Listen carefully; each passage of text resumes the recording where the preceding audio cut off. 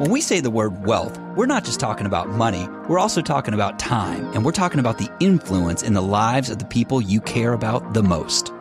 Wealthy people, those who have a lot of money, time, and influence, didn't get there by taking the same path as everyone else. They thought differently. They made bold, unusual moves, and that's why they've accomplished what so few people accomplish. The goal of this podcast is to train you in the mindsets and the specific tactics of the wealthy so that you're fit and capable of producing wealth yourself. We want to help you get WealthFit. Let's go. Welcome back. As you know, it's my job to get inside the heads of successful investors and entrepreneurs and find out the mindset and the specific actions they took to create that success. And today's show comes to you live from the road. I'm actually here in Las Vegas at the Mandalay Bay at the world's largest real estate investing conference, Real Estate Ignite. And I grabbed one of the speakers, Mr. David Fabricius. And he is a very, very fascinating individual. He's like the James Bond or Jason Bourne, but with the wisdom of Yoda and maybe a little sprinkle of superhero presence of Arnold Schwarzenegger, as you'll come to find out in the show. He has served as a special forces instructor and was trained by the British SAS and was very instrumental in organizing a national counterterrorism SWAT unit that specialized in hostage rescue and high-value target arrests. And I'll preface this by saying he talks a little bit about it, but he's kind of from that era where we don't talk about that sort of stuff. But I managed to get a little bit out of him, which you're going to definitely appreciate. He talks about in this show being actually homeless. So here's a guy who's been homeless in the life to being in the military to creating wealth. And we talk about that in this show. What is it like to have that mindset? How can you change things on a dime? So no matter where you are in your journey for wealth creation, you're going to benefit big time from this show. He speaks all around the world about wealth creation, which is a perfect fit for the show, right? And really how to simplify it. A lot of people think that wealth can be extremely complicated, and it can be. However, David loves to share the strategies and ideas of how you can make wealth simple. The other thing that we talk about is since he travels the world speaking and has shared the stage with Robert Kiyosaki, who's been on the show, Tony Robbins, and also Sir Richard Branson, he knows a thing or two, and we talk about that. He also had the opportunity to interview both John Travolta and Mel Gibson. So if you're very curious as to how those interviews turned out and the wisdom and the gems that were secured from those interviews, which I found very fascinating, then you're going to absolutely love the show. With that said, let's get to it. David, tragedy struck your family and left you homeless. Take us back to that moment when you were homeless and what you've learned from that. What I've learned from that is life can be incredibly hard, but that life is also precious. And when really terrible things happen, don't commit suicide. Don't resort to drugs or alcohol.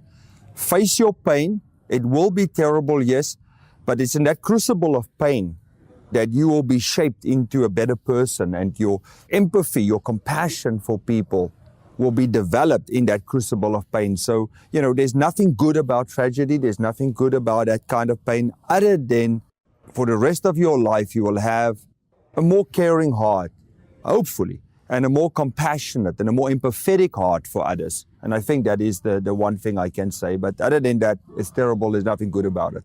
Well, I can understand tragedy leading to better things and motivating you. Now, my understanding is that this has happened twice. So you've been homeless twice in your life. Is that correct? Yeah, it is. When I first came out of the military, I was in a very, very focused, intense mindset. Too much so for the average civilian corporation. And also, I was used to incredibly good leaders, especially in the unit I was in. And suddenly, I'm confronted with a manager which I can hardly respect. I look at this manager and think, I cannot follow you. I cannot work for you. And so initially I was homeless, and that's wonderful because that led me to entrepreneurship. If nobody's going to employ you, then create your own, right? So it's a wonderful thing to actually be unemployable that will force you to become good as an entrepreneur. I love it. I want to go back a little bit. Yeah. So you grew up in South Africa. Correct. You are known for eating figs from trees and playing with the monkeys. Tell us a little bit about South Africa and really what you take forward, because now you're here in the U.S., Right. what you take forward and how that really shaped your life. Well, I loved growing up in Africa, playing with bones, animal bones as a child, playing with monkeys, eating wild figs with monkeys. You know, that's something special that an iPad and an iPhone just cannot give you, right? Wonderful as those things are. So I loved growing up there, but you know, it's also a smaller country with less opportunity. I outgrew my marketplace and I was working global. And I'm glad to be in America now. I'm glad to be in America because we're in such a huge marketplace with such an abundance of opportunities, with the most incredible people coming from all over the world. The diversity here that you can experience here is so rich. But certainly what I bring from Africa is a certain amount of almost survival attitude, resilience. It's a tougher place than here. Yeah. And therefore you grow up being more resilient, maybe a bit more masculine in a way, you know, maybe a bit more aggressive in a way. And that can still serve you in a new marketplace. Would you say thick skin? I know you've done a great deal of development on yourself, but would you say when you first came over, you had like maybe a rough or a thicker skin coming out of Africa? Perhaps, but deep down, I still feel very sensitive and I still get hurt by things. It's, you know, so don't be fooled by the warrior persona on the outside, the armament on the outside. You know, I'm just like everybody, a human that also feel feelings of disappointment and rejection or whatever it may be. But you also just have to go beyond that, right? You got to pick yourself up and say, I am perfect for a certain kind of person, and let me just find those people and serve them. And then the rest who don't appreciate me, that's life, right? Yeah. But yeah, Africa does make you a little bit more tough all around, inside and outside. What do you miss about South Africa? Oh, I miss the animals. I miss the humor of the Africans, right? There's a certain kind of humor. I miss the smell of the rain on the red earth of Africa after the big thunderstorms. But do I want to go back? No way. I'm happy in America. So I can go on vacation when I miss those things. But I'm all American now, my friend. You mentioned Special Forces, which I know you don't like to talk about. Before we touch on it just a second, you had a successful business before entering into that part of your life. Take us back. What were you doing? What was a successful business before you entered in? Entered into the military. While I was in school, I owned and operated a karate school. And I made really good money teaching karate. That was my first business at age 16, 17, 18. I ran a karate school, loved it. That was my first business. And then I went into the military and obviously then started again after. What got you in? You were just passionate about karate? No. In karate? Yeah. No, I was maliciously and maybe accidentally, but I think more maliciously put into what was called a sick layman lazy squad. Right? And our job was to pull out weeds in the schoolyard. And we were not allowed to play rugby because apparently I had a heart condition and would die if I played rugby. And so if you can't play rugby as a boy in South Africa, you become like a social outcast. It's like a social death sentence. You're like a little wimp, a little weakling, right? And I hated it, being considered, labeled as a little weakling, and I got to pull out weeds as a degrading job, you know, and I did it well. I put my heart into it and pulled out a lot of weeds in the schoolyard. We got caned every day. And one day I just stood up and I said to the teacher, I don't belong here. I'm not sick. I'm not lame. I'm not lazy. I don't care how much you cane me. I don't belong here, right? And I was looking for a way to strengthen myself. So a karate school opened in our little village and also a boxing club. So I went to box and to do karate, trying to get tough and strong because I felt bullied by the system, right? And I wanted to be able to fight back eventually. But I took to it like a duck to water, and I was just very good at it from the beginning. I put in a lot of practice. I won a lot of medals in competitions, and I found a way to make money. It gave me self-respect. It gave me self-discipline. It gave me self-esteem. It gave me an identity of a winner. It's hard when you just won a gold medal in a karate championship with a state or national level, then to tell you you're a loser, like big deal, you know. I'm not going to believe you telling me I'm a loser. I just won a gold medal. I make more money than my school teacher. I don't know if I would be telling a guy that won a gold medal he's a loser, you know. But good luck trying to convince me, right? I'd be blocking so that was my little rescue boat, right? It was like I found something that I could do well, that could earn me more money than my school teachers make, and could give me self-respect. Yeah. Because ultimately, what we earn in life or what we get in life depends predominantly on one thing. I was recently at an event where Jessica and I went backstage with Dr. Phil, and, I got to listen to Dr. Phil. And what he said is, in life, you will earn what you think you deserve. And I always say to people, I do often 20-hour work days, right? And I do as much good as I can in the world. So as long as I put in 20-hour work days, even if it's once a month on a Saturday, and as long as I do some good in the world, try and convince me I don't deserve what I have. Yeah. You know what I mean? It's like, put in the time. If you earn it and you do good with what you have, you're going to feel you deserve it, and then you're going to get more. Absolutely. Right? So it's all about self-esteem. It's all about your identity. Absolutely. You moved into the military. So after you had a successful karate school, moved into the military. I'm curious as to why. I mean, was it... Well, you have no choice. When you turn 18, the CIA came to Africa and, they talked to a couple of politicians, hand out some of those big black bags full of money and whatever they do. And so there was a draft. And then every boy, when you turn 18, gets shipped off to the war machine. And so when I got there, I was drafted into military intelligence. And that's cool, but they, a lot of them are basically nerds, right? And I looked around and I said, well, there's a couple of fat guys, a couple of skinny guys, there's some guys who look unmotivated. If I'm with these guys and we actually get in a firefight, I'm dead. These are not guys to be in a fight with. They're cool guys, but they're not guys for a fight, right? And I saw this one group. They were tall, they were handsome, they had cool boots that don't leave any tracks when you walk. They had big knives, and they were just looking cool, man. And they look highly motivated and capable. So I said, who are those guys? They said, well, that's Special Forces. Don't even ask. You have no chance. Well, can I try out? Yeah, you can volunteer, but I'll kick your ass. You'll be out of there in like the first 12 seconds, right? If you're lucky, you'll last 12 seconds. And it was the ultimate experience of my life. Going through that training, the quality of men that I met there was phenomenal. Right? They're intelligent, they're strong, they're awesome. And I was the runt of the litter of the group, I think, right? But I was just every day so impressed with my buddies. And I was just so grateful that, wow, I get to fly with eagles. That was awesome, man. You come from that era where you don't really talk about it. And I totally respect that. I mean, I'm sure you've seen some things and done some things. I'm curious as to the lessons that are transferable to everyday life so that folks watching in can benefit from your experience. Yes, absolutely. And business life. Absolutely. So I think the single most important thing that you would learn in a elite military special operations type unit, I've served in 2 different units, and that single lesson would be run situations. Take initiative, right? Be an intentional individual that takes initiative, that is proactive, that run situations, that develop situations, that makes the unknown known, right? So don't wait for life to act on you. You act on life. You take the initiative. You charge, right? And with that, the servant's heart. Don't do it for the money. Don't do it for ego. Don't do it for medal or glory. Right? You do this to serve a greater cause, whatever you do, to serve the people, the man next to you, your community, your country, right? Keep the old ladies and children safe. Have a bigger cause than just money or just titles or medals or anything like that. And then situational awareness. Pay attention to the environment, market shift, battlefields change and shift. It's chaotic, right? So people like me, we think asymmetrical.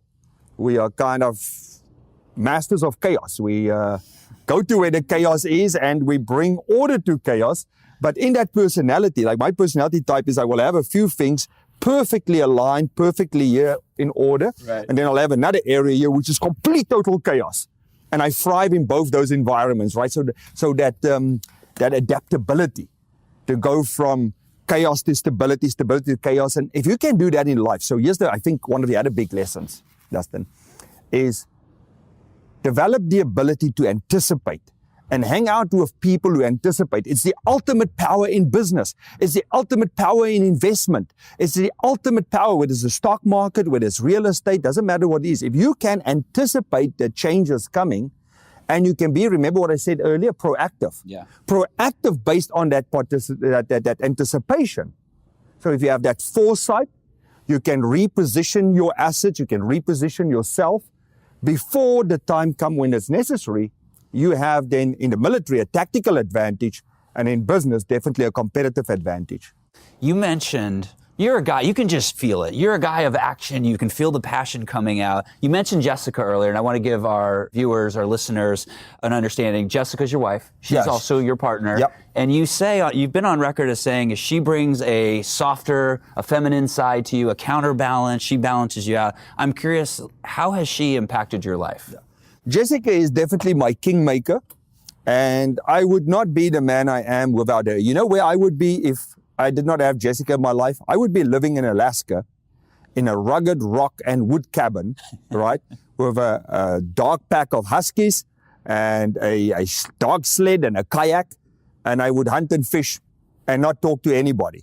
I would not be here on stages and dressing fancy and living in fancy places or driving fancy cars, none of that. At best, I may have a float plane parked somewhere so I can reach civilization once in a while, but I would be that wild man in Alaska, man. But so Jessica really is the one who picked me up. I came off the Native American Indian reservation with nothing. I was homeless here in Las Vegas. So I wasn't homeless all my life, only twice, right? Most of us have failed twice. So I came out of the military, so I didn't have a job as yet or started a business, so you could, call it what you want. Yep. And then the second time when I came to America, I had to start all over again, right? But there were many, many years of prosperity and success in between. Today, we live an incredible life, but I definitely credit Jessica for giving me the love again that I needed. And every man that's hard needs a soft woman also, right? And she's strong. She's hard too. Don't make a mistake. If you ever saw The Hitman's Bodyguard, right, you'll understand. Or if you saw Harley Quinn and the Joker, right, in the Suicide Squad, you'll understand. I couldn't agree with you more. I mean, behind every great man is equally, if not better. Yeah, and woman. A tired woman, right? So I like that one. I'm going to have to borrow that one from you. I like that. Behind every successful man, a tired woman. So homeless to speaking now all around the world. You've shared the stage with Branson, Tony Robbins, A-list celebrities. You've interviewed Mel Gibson and John Travolta. John Travolta. A lot of celebrities. Yeah. A lot of celebrities. I want to talk about those in a moment. I got to sing Rock and Roll All Night with Gene Simmons, the founder of KISS, on stage in Disney. Tell me about that. What's Rock and Roll All Night? That's one of his famous songs, right? You were dancing and performing up there? I got to go on stage and sing along with him. What was that like? That was fantastic. I really enjoyed that. Wow. Who would have ever imagined that, right? Becoming barefoot from Africa originally, a barefoot child in a little village where we didn't even speak English. So it shows you what's possible. It's not about me and what I have done, but if you can just see the example that if David can come from Africa, could not even speak English properly, or at one point not at all, right? And end up having those moments. What is possible for you? That's what this is all about. I want this to serve you. It's not about glorifying me. This is about take the opportunity to say, if David could do that, why not me? So you speak on these stages with these celebrities and these well-known figures, thought leaders, and you speak on Wealth Made Simple. Oftentimes you imagine a guy like Warren Buffett, right? You think that he has a complicated life because he's got so much. So how is it you've got this wealth and you've got this simple? They seem sort of juxtaposed. How can it be wealth made simple? The thing is, I love people like Warren Buffett and very high-level folks like that, but if you go listen to them, the advice they give you sometimes will be just very fundamental, just very basic character-based and financial principles. And then the rest of what they will tell you is stuff that you probably can't do because you don't know that kind of people that you can do it with. You don't have that level of money. So I think there's a gap somewhere in between for the average person. And because there was a time when I did not have wealth, and I do like nice things in life, so my taste is expensive. I had to figure out how to get some wealth. Right? And Jessica's got expensive taste, so, I got to step up. So I had to make it simple for myself, right? To figure this thing out. How the heck do you do this? And it's like a combination lock. You have to have all the numbers in the right order and sequence at the same time. Okay. Otherwise, a combination lock don't open. And what I see with most events, most companies, most books, all of this, they complicate it unnecessary to look I think, intelligent or smart, or so they can charge more for it because it's like, a bigger deal. And my job was to make it as simple that I can first understand it and then pass it on to the next guy as dumb as me to go, hey, man, I'm a dummy too. Don't worry about it. Let's just make it simple. Here are the 7 things, and you have to do it in this order and sequence. But here's the thing. It's an ecosystem. People have bits and pieces of the numbers. They sometimes have all the numbers, but not in the right order. You have to have all these things in the right order at the same time at a high enough level. So here's the lesson. Nothing happens until everything happens, until everything is right. So people try to do a little bit of marketing, a little bit of branding, a little bit of this, and still they get nowhere. It's the ecosystem have to be healthy. It's all interconnected. And that's why we have the core 7 and the vital 7 system within the wealth framework. And then when you learn those 7 things, you go, okay, this is simple. I can start at number 1, master it to a high enough level, number 2, and then when I have all 7 and I put them together, boom, the magic happens. I love it. And then you're overnight success after 30 years of blood, sweat, and tears. But my job is to get you there maybe in 3 years or 5 years. Why wait 30? Sign me up. Yeah. Will everybody do it? No. It's like fishing. You can teach 100 guys how to fish, give them fishing rods, tell them where to fish, give them the bait. Yeah. Some guys will spend 24/7 at the lake or the river fishing. One guy is still thinking, I'll go tomorrow. Another guy go like maybe once. So not everybody's going to get the same results, right? That's understood. But if you put in the time and effort doing the right things, I always say to people this, Dustin. It's very simple. Every day, give life your very best. And you know what? There's going to be a bitch. It's going to be unfair. Life's not going to immediately going to give you her best. But if you're consistent, life eventually looks at you and go, damn, this person is showing up every day giving their best. You know what? We like that. Let's give this person the best life has to offer. And then you basically live your dreams. You self-actualize, you self-transcend.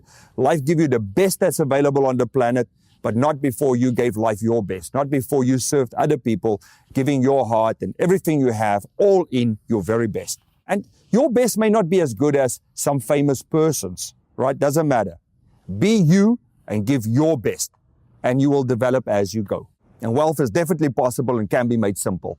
Perfect. All right, David, you attribute passion, hard work, and you say innovation as the keys to success in life, or at least in your life. What do you mean by innovation? Because the passion and the hard work I get. What do you mean by innovation? Innovation is the willingness to be different, right? And the ability to be different, but in meaningful ways, not just different for the sake of being different. Different, you can still fail, even though you differentiated, right? You've got to be differentiated. One of my mentors, Professor Lou, taught me, in a way that matters, in a way that is significant, in a way that adds true value to the consumer, to the marketplace. So that's really what it is. Look at something. I recently saw a product that was created in the 18th century, I believe, right? Beautiful piece of art. Mm-hmm. And then somebody and it sells, you can still buy it. It sells for maybe $850, depending where you buy it. And then somebody took it and they just innovated and they added modern 21st century features to this product. Yeah. And now it sells for $3,500, the same thing, right? And now I want both. I want the classic and the new one, right? The high-tech one. And so sometimes it's just taking something that already is a proven bestseller and reimagining it and say, what can we do? One of my other mentors, Greg, just told me a story. Apparently he knows somebody who was a very senior person at Disney. And at Disney, back in the day, they make a lot of money every day, but when there's a big thunderstorm and rain, nobody shows up. And then they make no money. And then they reimagine it. And then this person said, let's create a rain parade that every time it rains, the characters come out in the rain and joyously embrace the rain. And we put on the best show the day when it rained. It's called the Rain Parade.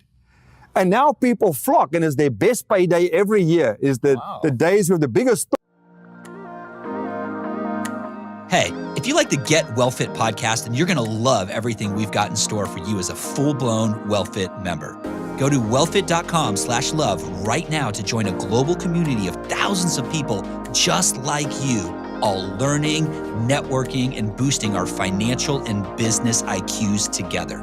We'll create a personalized online experience just for you, jam-packed with powerful mini lessons, inspiring audios, and most importantly, step-by-step video courses taught by some of the smartest investors and entrepreneurs out there, like the ones you hear on this show.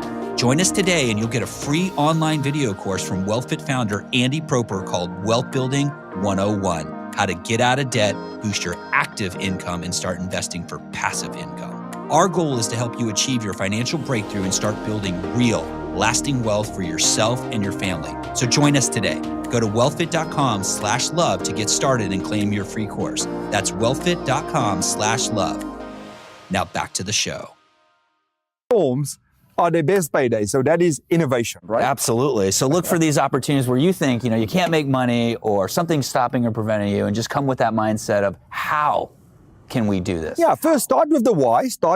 Understand the purpose, right? Everything has a higher purpose. Everything has a spiritual energy. Begin there. And then from there, obviously, you got to go to the how, but say, if we're going to be different, how will it be different in a way that wow the people, that Right. they like them, that shock and delight them, right? That they like, their jaws drop, they go, wow. And they want to bring somebody else next time and say, I just saw this, you won't believe this, we got to go see it again. I love it. I attribute, I got to think this is kind of leading into my next thing. You grew your business 327%. No, sir, 6,763.94%. Oh, where did I get the? That's an old statistic. Oh, so 6,000%, even crazier. We got a lot of entrepreneurs that are listening in, that are watching this show. How did you do it? Okay, by persisting. There was a long time when I did not see that growth, right? And by really one day decide, you know what, I am all in. This is the moment. From here on, I am all in. And then obviously applying the 7 principles, the 7 segments of my system to my own life. Not just talking about it, not just reading other people's books about it, Right. By going, let's actually put this stuff to work. I had to invest a lot of money with mentors, with coaches. Jessica and I invest well over $100,000 a year on our own education, Absolutely. right? And so what I find, a lot of gurus will not give you all the pieces. They will give you some, but they won't give you all the pieces you need, right? And what I also find, there are even gurus out there that will deliberately misdirect you. These are the worst ones, that will say, oh, you should be doing this in the marketplace, because they don't want competitors. They don't want the 4,000 people now also doing what they're doing well. 4,000 new competitors going to destroy the market opportunity. Right. Right? So they tell you something different deliberately. I think that's wrong. I say, I'll rather be poor, right? But tell you the truth. I'll tell you what you need. And here are the 7 things, 30 years, 143 countries, 5 continents later. Here is what I know works. I applied it to my own life. Jessica and I won Entrepreneur of the Year award for North America last year by applying it, testing it, and going, this works in today's marketplace. David, speaking of awards, you got the key to freedom to the city of Miami. Can you explain that? Is that like the key to the city? Yeah, it's called the Key of the City or Key of Freedom. It's basically when the mayor honors somebody and say that we believe that you are a person of excellence, that you have made a significant contribution to our city or to humanity at large, and therefore we would like to give you, I think it's actually kind of a bribe. What they really want is a big donation to the mayor's office, right? I think it's kind of what it is. So if you're like a famous quarterback that just won in the Super Bowl, then they want to hang out with you. Or if you're their first astronaut coming back from the moon, then they give you the Key of Freedom. So it's kind of a big deal. But, you know, I mean, no ego about that stuff, right? Did you live in Miami or? Yeah, and I was homeless in Miami when I got it. So if you go search on the website, I'm not on the website as an official recipient, yet I have the actual key. I think they figured out later, oh my God, we gave it to a guy who, here's how it happened, I think. I was driving a Rolls Royce. I was flying around in a private jet. I was living the big life, traveling all over the world, speaking at top universities in the world, and on and on and on, winning a ton of awards at the time. And somebody knew me when I was like a really big deal at the top of my game, right? The first time when I made it big. And then he ended up working with the mayor's office in Miami. So when I moved to America, I came here on a 01 Special Towns and Extraordinary visa. That sounds impressive, right? Yeah. And so he said to the mayor, hey, there's a guy who's brand new in America. He just got the O1 Special Talents and Extraordinary Ability visa, and he is in Miami. And I know this guy's got a Rolls Royce and a jet. He didn't know I lost it, right?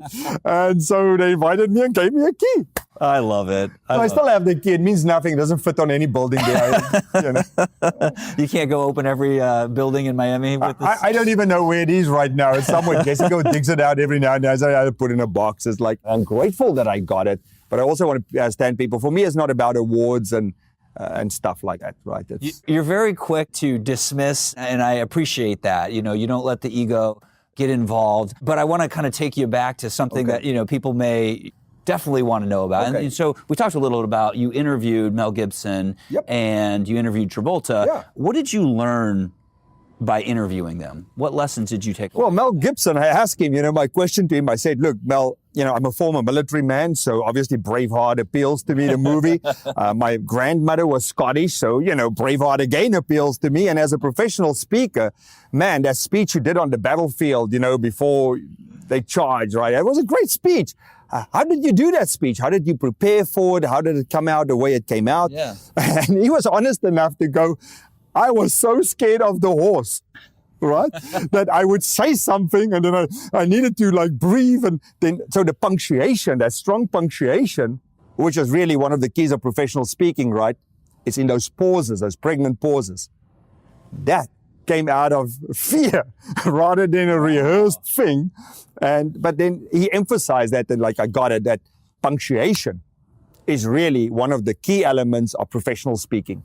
I love it. What about Travolta? And then also what Gibson said is, of course, when you make a great movie, right, you got to really have element of entertainment, but there has to be an element of purpose. There's got to be a real message in there, right?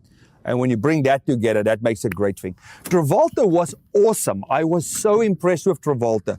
I must be honest, there are celebrities I've met as I don't want to say anything bad here, but honestly, I've met celebrities that I think they add zero value if you talk with them. They can put on a show on TV or a movie, but when you meet them, there's nothing there.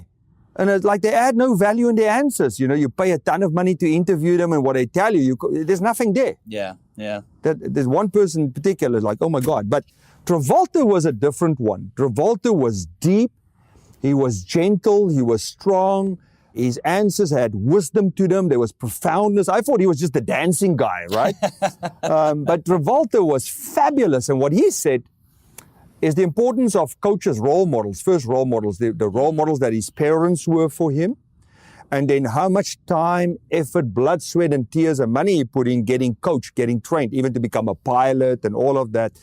And then also what I agree with him, that a coach has to be foremost somebody with a loving, caring heart. That he's got no tolerance for a coach that is just a brutal bully, right? And I appreciated that. I thought, I agree with that. A coach has to have empathy, compassion. Now, I know some of the most lethal men on the planet. And the one thing I would say, although they have these lethal skills, they're all men of great heart, of compassion and of empathy, because they know suffering. A great warrior once said to me, David, remember this. You can only expect mercy from the strong, right? A truly strong man is a compassionate, caring, giving individual. That is the true sign of strength. And John Travolta definitely embodied that, at least when I interviewed him on stage. Yeah, I appreciate that.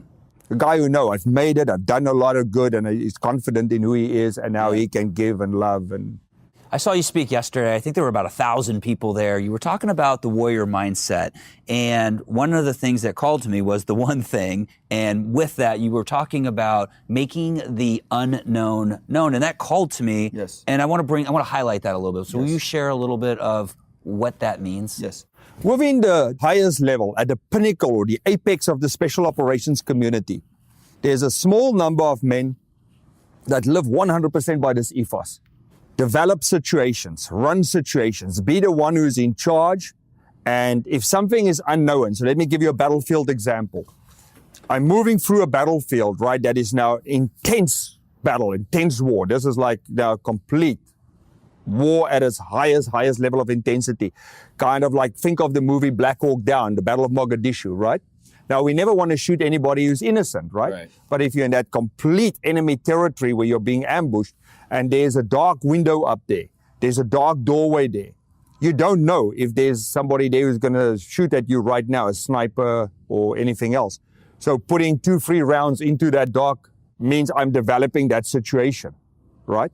So it comes back to being proactive. I see an opportunity, be it a real estate investment opportunity, be it a handsome guy or a beautiful lady that I want to meet. Walking up, taking the initiative. That is, I think, one of the biggest things. Dr. Stephen Covey, the author of 7 Habits, right? Remember? Yep. What was habit number 1? Be proactive. Yep. So just another way of saying it. And making the unknown known. Let's say I look at you and I think I could maybe like this person. I'm curious about this person. So I walk up and I introduce myself. Now you go, right? Now I've made the unknown known. Now I know you don't like, we're not going to get along. Or you go, hey, let's have a cup of coffee. Let's drink a beer. It all begins with a hello, folks.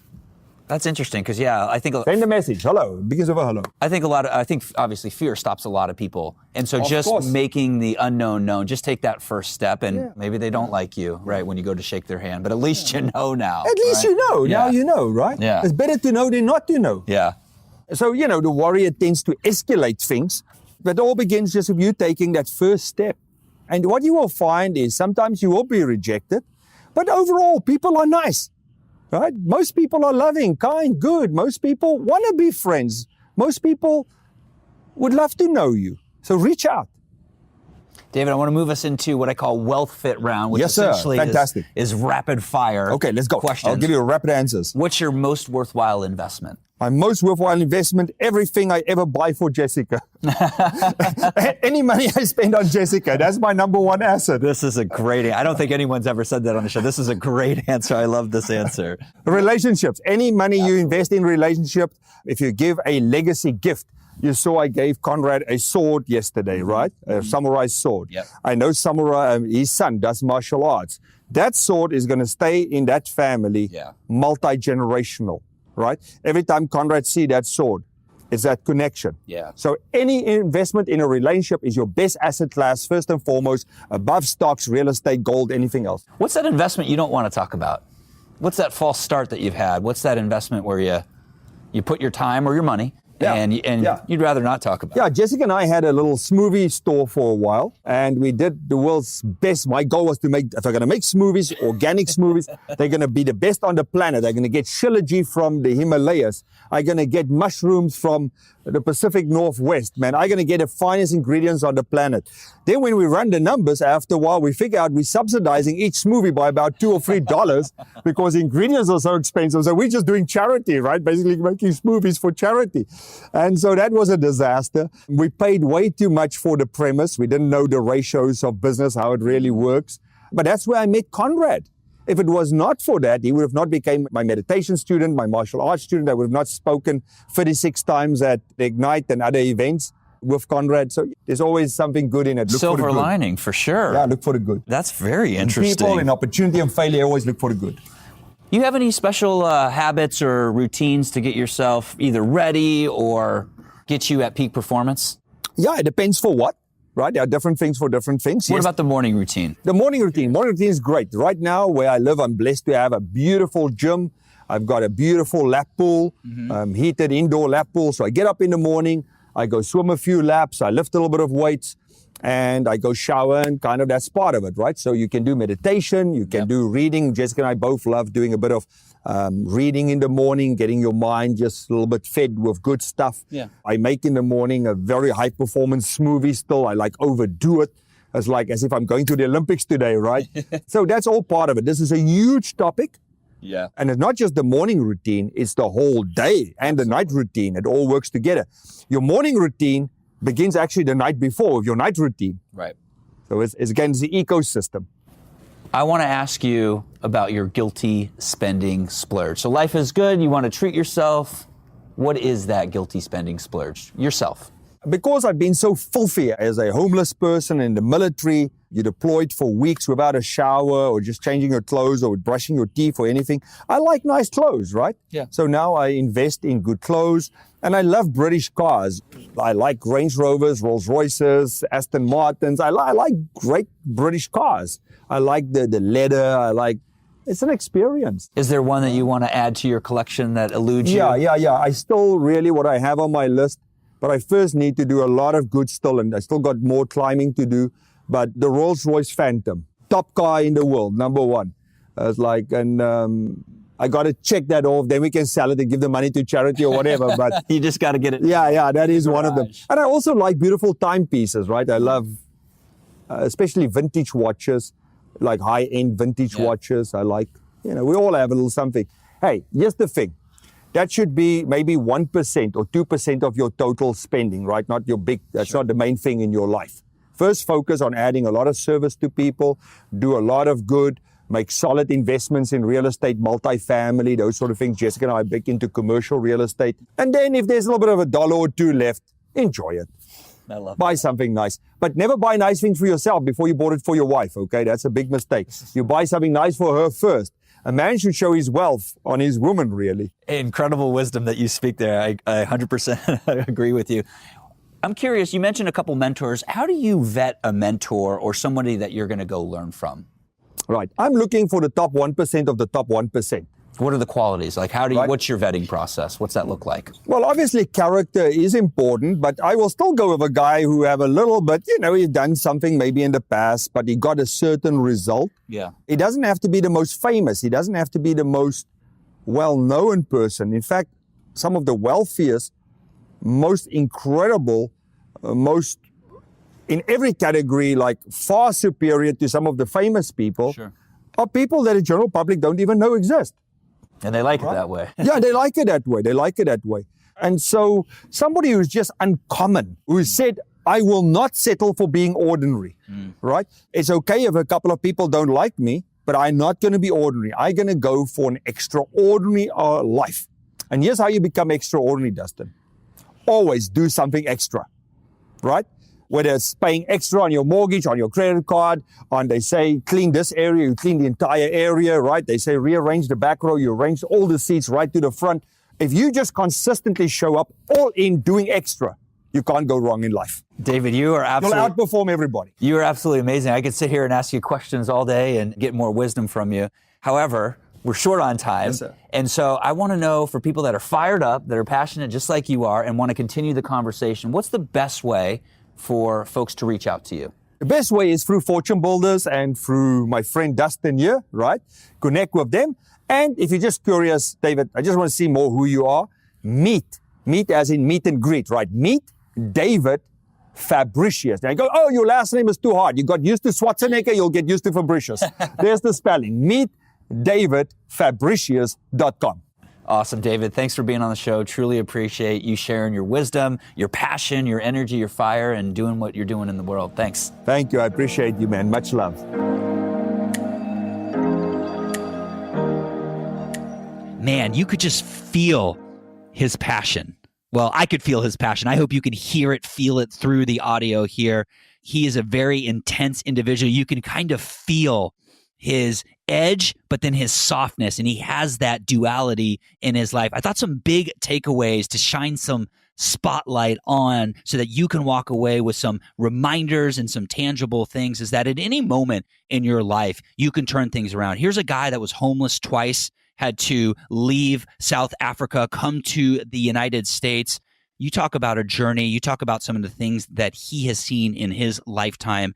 It's fascinating. And no matter where you are, you can design the life of your dreams if you just follow and put things, as he says, in the right sequence. I also liked his definition of success. And to bring you back to that, we talked about daily passion, hard work, and that key word was innovation. I really like this word, and this is an easily spoken about word or understood word in business. However, how do you innovate yourself in life? And so his response to that and pointing out some examples is really turning adversities into opportunities. And I love the classic example of Disney's Rain Parade. I thought that was very fascinating. It gives you some food for thought, some fodder to create some questions for how can you turn what you are perceiving right now as obstacles into opportunities. And I know for me, sometimes going through the airport, right, is an obstacle. For those of you that fly, you know what I'm talking about.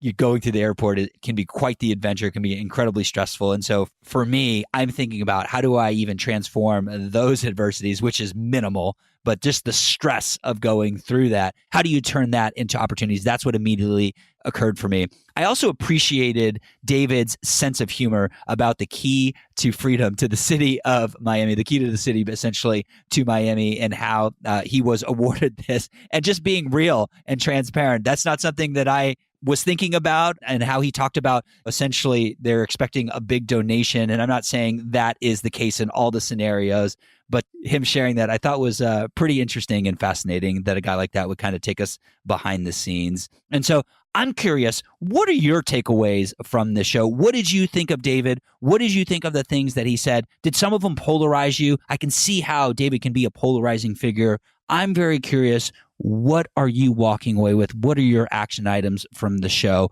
And if you haven't done so already, please subscribe. We want to keep serving up amazing folks just like David to you and have you get notified without you even thinking about it. So make sure to subscribe. And if you like what you're hearing, give us a rating, give us a review on iTunes or your favorite podcast listening destination. That's it for now. Can't wait to have you on the next show.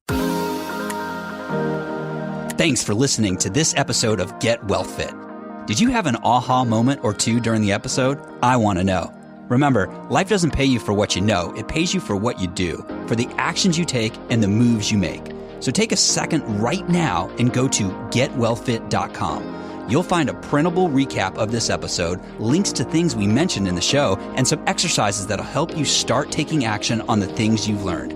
You can also get in touch with me, Dustin Matthews. That's getwealthfit.com. Go there now, and I can't wait to talk with you again on the next episode.